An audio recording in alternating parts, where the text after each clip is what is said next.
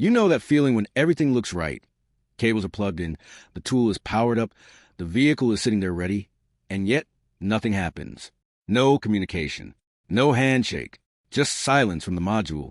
That's exactly where I found myself the other day, staring at a 2025 Nissan Kicks, all keys lost, and the Autel IM608 refusing to talk to the BCM. And here's the part that really gets you. I had done a 2024 model just days earlier, same cable, same process, flawless communication. So what changed? Welcome back to Baabji Motors. What we're digging into today is one of those niche, real-world diagnostic headaches that doesn't show up in the quick start guides. It's the kind of problem that separates throwing parts at a car from actually understanding what's happening under the hood, or in this case, behind the dashboard. The 2025 Nissan Kicks represents a quiet but significant shift.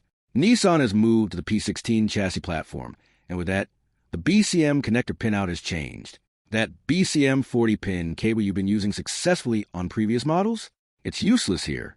The wires have physically moved. Now, the fix isn't something you'll find by cycling power or rebooting the tablet. You have to step back and approach it like a puzzle. The first clue is the dashboard itself. If you're looking at a layout you don't recognize on a Kicks, you're likely dealing with the new architecture. That means the CAN lines are no longer sitting where they used to be inside that big BCM plug. You need the wiring diagrams. Specifically, you need to locate the smaller green connector and identify where Nissan relocated the CAN bus wires. Here's where it gets layered. This vehicle actually supports both traditional CAN and the newer CAN FD protocol. You'll want to probe both pairs separately. In this case, the winning combination came from connecting to the low-speed CAN high and low lines, but simultaneously keeping the Autel CAN FD adapter in the loop. The trick is, you can't go through the OBD port for this. You need to bypass the vehicle security gateway entirely. I use a Chrysler-style bypass cable to physically tap into the CAN high and CAN low pins directly. Then, instead of selecting the 2025 Kicks specifically, the successful path was to choose the 2024 or newer Pathfinder from the IM608 menu and let the process roll from there. But there's one more layer. Even with communication established, you still need the password extracted from the HFM module. That's the final piece of the puzzle before you can program a new key. Without it, you're just spinning tires. So, back to the question I asked at the beginning. Why does a cable that worked perfectly on a 2024 model fail on a 2025? It's not a hardware fault. It's not a tool limitation. It's that Nissan changed the game, and we as technicians have to adapt. The BCM connector layout shifted, and the CAN lines moved. You can't rely on muscle memory anymore. You have to pull the diagram, find the new pins, and bypass the OBD firewall with direct tap. Here's my honest take.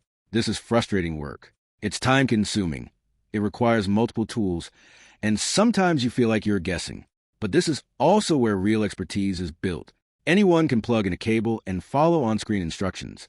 It's the moments when the cable doesn't work that force you to learn the architecture, read the schematics, and truly understand the vehicle.